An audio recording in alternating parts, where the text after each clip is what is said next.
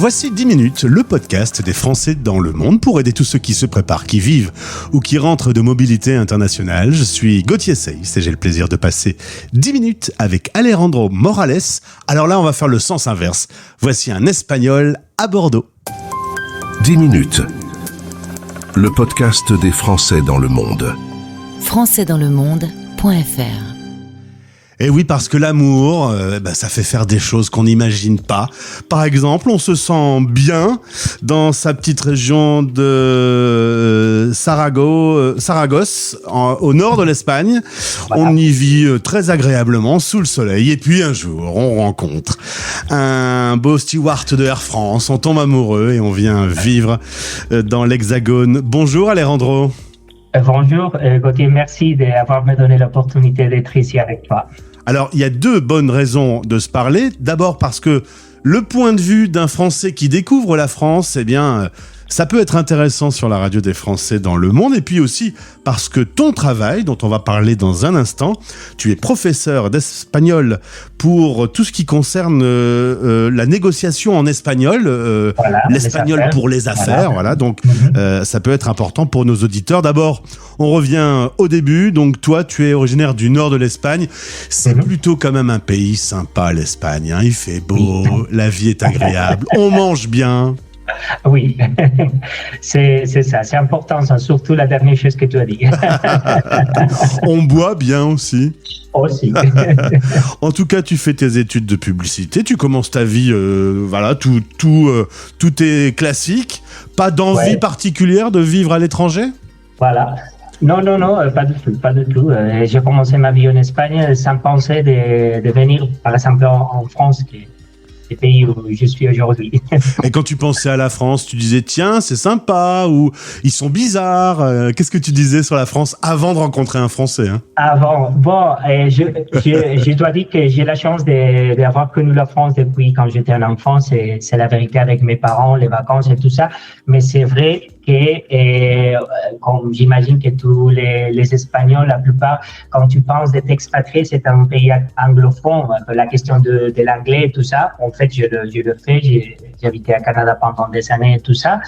Mais quand j'ai pensé à la France avant, c'était peut-être un pays un peu froid avec les Espagnols à niveau un peu comme loin pour eux, parce que la préférence pour eux, c'est par exemple l'Allemagne ou les pays du nord de l'Europe et tout ça, mais pas du tout. Tout au contraire, la situation, ça a été totalement différente. Et je viens de trouver personne gentille, et quand je ouvre ma bouche et tu peux voir mon accent espagnol, tout le monde a envie de parler avec toi, de faire des efforts même pour parler l'espagnol. C'est trop différent, l'état d'esprit que j'ai trouvé après. C'est ça, tu veux dire que l'image que tu avais des Français, finalement, c'est pas exactement le réel ? Pas du tout, c'est comme ça, c'est totalement différent. Alors, tu vas en effet rencontrer ton conjoint qui travaille chez Air France, il est tahitien d'origine, et puis l'amour, ça fait s'expatrier, hein. J'en ai eu plein qui ont décidé de suivre par amour. La décision quand même, t'as réfléchi ou t'as pas réfléchi longtemps ? Il va être une réponse intéressante, parce que la vérité, c'est que j'habite en France, comme tu as dit, depuis 4 ans, depuis le 2020, et depuis 2 jours avant le premier confinement. Ah oui, ça c'est bienvenue en France, tout le monde est confiné, donc t'es arrivé 2 jours avant que la France s'arrête, que le monde s'arrête, puisque tout le monde s'est arrêté. Effectivement, c'était une chose difficile pour tout le monde, mais pour moi particulièrement, je suis venu en France pour un événement personnel, notre PAX, notre union civile, et quelques jours après, l'Espagne ensuite la France, on était confinés. J'ai décidé de rester en France jusqu'à aujourd'hui. Mais c'est vrai que ça a été une bonne excuse pour commencer une vraie vie ensemble comme couple. Mais c'est vrai qu'à cause de son travail chez Air France et de mon changement de vie professionnelle, on a décidé après, tranquillement, on a parlé de continuer en France ensemble au lieu de l'Espagne. D'accord. Alors, tu arrives, c'est le confinement, donc du coup, tu es sûr que avec ton conjoint, ça se passe bien parce qu'on a été vraiment très longtemps ensemble, l'un avec l'autre à cette période. Et puis, tu découvres la France. Est-ce que tu peux me dire ce qui a été le plus chouette et le plus difficile quand tu as commencé à vivre en France? Oui, pour moi, c'est vrai que le plus dur, c'était la langue d'abord. C'est la vérité parce que même si j'avais la chance de pouvoir parler avec mon mari l'espagnol, je me sentis plus à l'aise au début. C'est vrai que pour sortir à la rue, je me souviens de la peur que j'avais de parler ou d'essayer de parler en anglais. Tu vois, c'était un peu difficile. C'était difficile. Ça. Si, parce que c'est normal, c'est comme moi pour tout le monde. Mais c'est vrai que depuis les confinements, quand on a sorti dehors pour connaître la ville un peu plus et tout ça, et moi j'aime beaucoup Bordeaux. Et c'est vrai que pour moi, le plus chouette à niveau de la vie ici, c'est l'ambiance en général que tu peux trouver dans la rue. Pour moi, c'est similaire à l'Espagne. C'est la ville dans les terrasses, la vie sociale très riche et tout ça. Peut-être que pour quelqu'un, peut être une chose stupide, mais pour moi, c'est important de voir un peu plus ou moins le même style de vie que mon pays. Alors, j'imagine que lors de la France, c'est différent. C'est ça. Je l'ai pas dit, mais tu es à Bordeaux. Évidemment, il y a une ambiance quand même très soleil à Bordeaux, qui a peut-être pas complètement là où se trouvent nos studios à Lille, dans le nord de la France. Par contre, on va parler de la cérémonie d'ouverture des Jeux Olympiques, où on a fait passer beaucoup de messages. La France a fait passer des messages d'ouverture.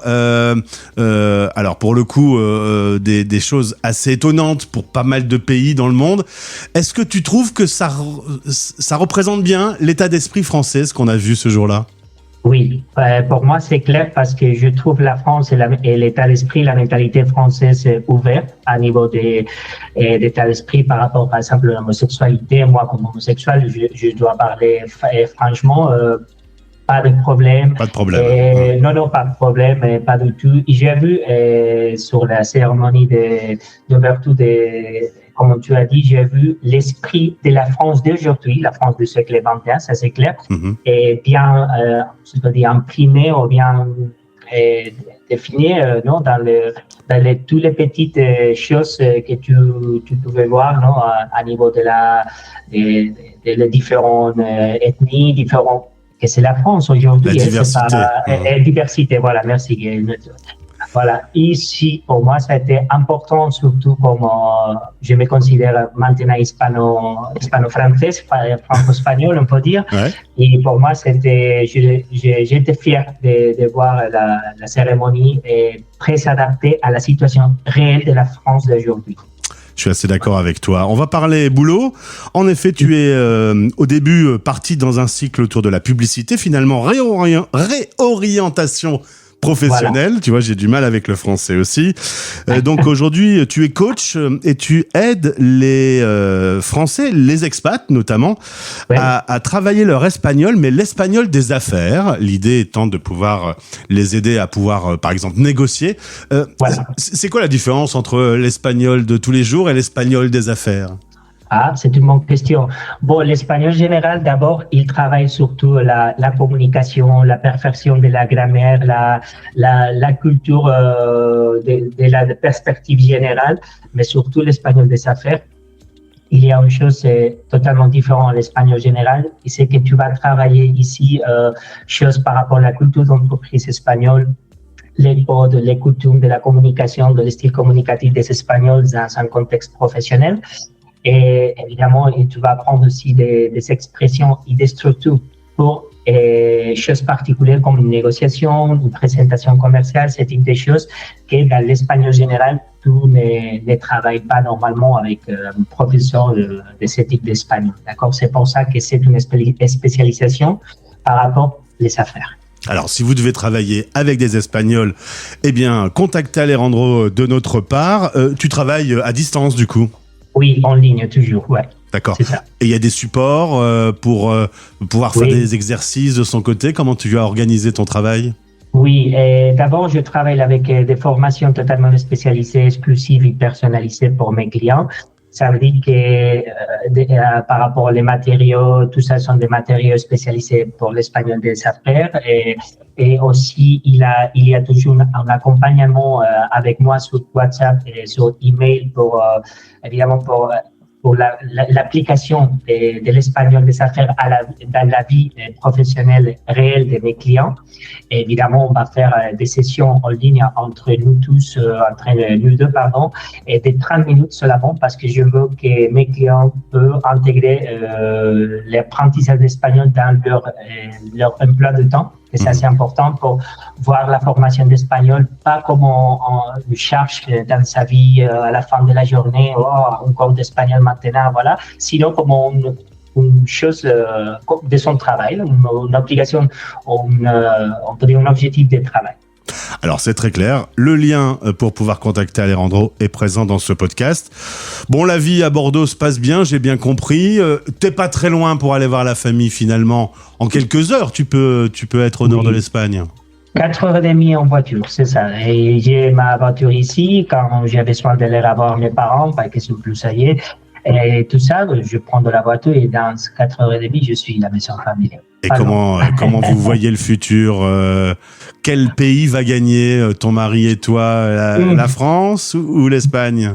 Bonne question. Pour l'instant, on va rester en France, ça c'est la vérité. Au moins les prochains 2 ans, on va rester en France, mais peut-être l'avenir, on va rentrer à Barcelone. D'accord. Mais c'est une idée, c'est pas officiel pour l'instant. Tu dis bien, on va rentrer, ça veut dire que ton chez-toi est quand même bien encore là-bas en Espagne. Je vois. Merci beaucoup en tout cas, et si vous avez besoin d'espagnol des affaires, eh bien Alejandro est là pour vous. À bientôt, merci. Merci beaucoup, merci Odile. Français dans